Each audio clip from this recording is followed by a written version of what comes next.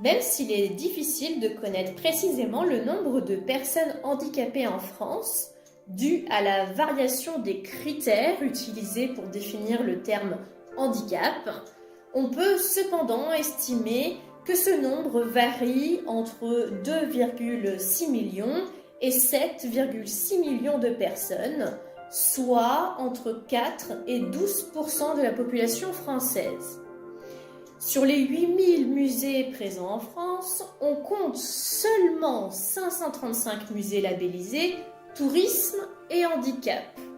Ces chiffres démontrent bien que, malgré les progrès réalisés ces dernières années en termes d'intégration pleine et entière des personnes en situation de handicap, de nombreuses barrières subsistent, rendant l'accès à la culture encore difficile pour une grande partie de la population. Alors, comment garantir une expérience muséale équitable à chaque visiteur en prenant en compte son accessibilité physique, sensorielle, cognitive et numérique? Quels sont les défis que rencontrent alors les musées pour se rendre plus inclusifs encore? Dans cette vidéo, nous explorerons ces enjeux, ces efforts que doivent être mis en place et les difficultés rencontrées par les institutions culturelles. Nous nous pencherons également sur un exemple concret, celui du MUBA, le musée des Beaux-Arts de Tourcoing, qui a su développer des dispositifs adaptés pour offrir une expérience muséale accessible à tous. Alors suivez-nous dans cette exploration de l'accessibilité culturelle et découvrez comment les musées s'engagent pour une société plus inclusive. À l'échelle internationale, l'UNESCO souligne l'importance d'une plus grande inclusivité dans les musées en valorisant la diversité des publics et en offrant des expériences culturelles accessibles à tous.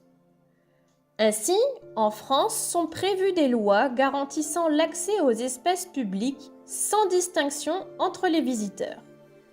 La loi du 11 février 2005 impose de ce fait une accessibilité universelle, permettant aux personnes en situation de handicap de bénéficier des mêmes droits et chances que les autres citoyens. Les musées se doivent donc d'offrir des infrastructures adaptées. Des normes fournissent un cadre concret et des solutions pour ces améliorations d'accueil spécifiques. Mais cela ne se limite pas aux espaces physiques. En 2019, à l'heure où la culture se déploie de plus en plus en ligne, une nouvelle loi contraint les institutions publiques à intégrer dans leur site web des standards d'accessibilité. Un défi supplémentaire pour ces institutions, mais essentiel pour chaque citoyen. L'engagement vers une accessibilité totale et croissante. Mais comment ces règles sont-elles appliquées concrètement dans les musées ? Eh bien, c'est ce que nous allons explorer maintenant ensemble. On distingue 4 types d'accessibilité. L'accessibilité physique, sensorielle, cognitive et numérique. Chacune ayant pour objectif d'assurer une expérience muséale équitable pour tous. Commençons par l'accessibilité physique. Elle concerne les aménagements des bâtiments, comme par exemple des entrées sans marche, la présence d'ascenseurs ou de rampes. À l'intérieur du bâtiment, la circulation doit être fluide et sécurisée, les chemins clairs et larges, y compris dans les toilettes, qui elles sont également adaptées. On trouvera également de la signalisation en braille et des dispositifs de guidage pour les personnes mal ou non-voyantes. Concernant l'accessibilité sensorielle, elle inclut des systèmes de boucles magnétiques pour les personnes malentendantes, du sous-titrage pour les vidéos ou encore des audioguides pour des informations complémentaires. Pour les personnes malvoyantes, il sera proposé des supports tactiles, des descriptions orales d'œuvres et des technologies sensorielles qui permettront une expérience plus riche. L'accessibilité cognitive est elle aussi une composante essentielle. Cela implique l'adaptation des contenus à différents niveaux de compréhension avec des supports clairs et simplifiés. Des visites guidées adaptées avec un personnel formé à ce type de public et des audioguides avec commentaires simplifiés permettent de rendre l'expérience plus compréhensible et agréable pour ces personnes en situation de handicap mental.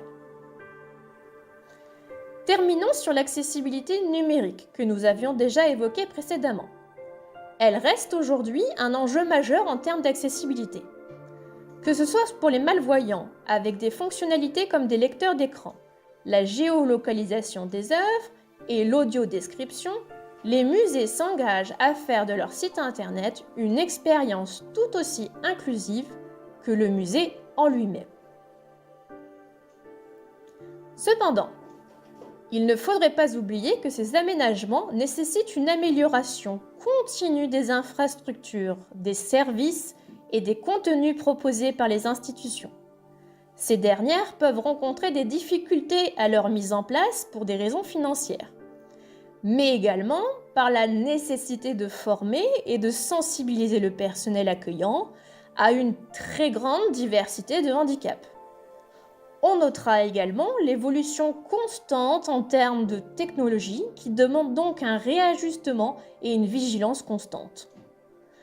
Tout comme l'adaptation des contenus culturels qui reste complexe et demande une réflexion approfondie sur la manière de présenter les informations aux visiteurs, les institutions doivent fournir un travail de création et de production incessante. Enfin, les changements des mentalités et l'acceptation de l'inclusivité comme étant une priorité restent également un frein important pour cette évolution.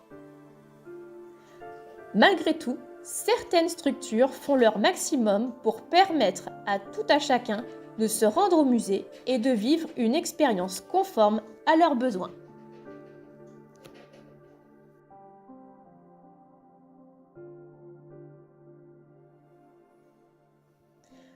Penchons-nous à présent sur le cas du MUBA, le Musée des Beaux-Arts de Tourcoing, situé dans le nord de la France, qui propose une collection de peintures, de sculptures et d'art décoratif. Pour commencer, des places de parking réservées proches de l'entrée, avec un abaissé au niveau du trottoir, permettent un accès facile depuis la rue. L'entrée du musée se fait de plain-pied, sans marche, avec des portes automatiques permettant un passage facilité, y compris pour les personnes en fauteuil roulant. On y trouvera également un bouton d'appel pour solliciter l'aide du personnel si jamais cela est nécessaire. Le comptoir, situé près de l'entrée, est à une hauteur adaptée pour un fauteuil roulant et présente des équipements prévus pour un accueil optimal. Le personnel, lui, est formé de manière spécifique pour offrir un service d'information personnalisé. Quant à la question du budget, les personnes en situation de handicap ainsi que leurs accompagnants se voient bénéficier d'un tarif réduit. À l'intérieur, on trouve un espace d'attente confortable pour les personnes ayant besoin de plus de temps pour visiter ou d'un endroit de tranquillité. On trouve également à disposition des visiteurs qui en ressentiraient le besoin des fauteuils roulants. L'accès aux étages se fait par l'ascenseur, adapté lui aussi avec des commandes à hauteur, des chiffres en braille et une annonce vocale des étages. Mais bien sûr, si vous préférez prendre l'escalier, pas d'inquiétude, ils sont également équipés de mains courantes sur les deux côtés. En termes de signalétique, les informations relatives à la sécurité et à l'orientation sont présentées de manière claire pour aider le visiteur à se déplacer de manière autonome.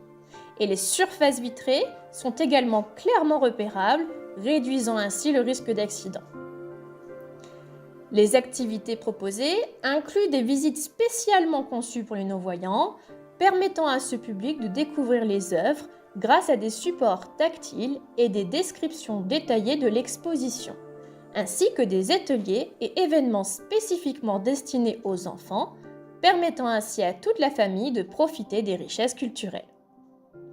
Enfin, et afin que chacun puisse profiter d'une pause devant les magnifiques œuvres d'art, des zones d'assises sont disposées dans tout l'espace de l'exposition. Grâce à ces nombreux efforts, le musée MUBA permet à un grand nombre de personnes de pleinement profiter de la richesse de la culture muséale.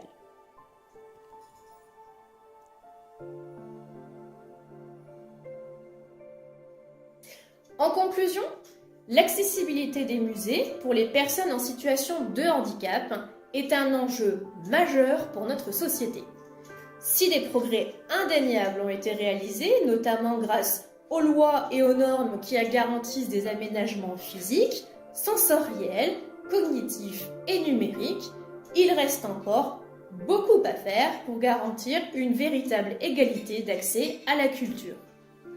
Le cas du MUBA de Tourcoing montre qu'il est possible d'offrir une expérience muséale accessible à tous, à condition de mettre en place des dispositifs spécifiques et de continuer à investir dans l'amélioration des infrastructures et la formation, bien évidemment, du personnel.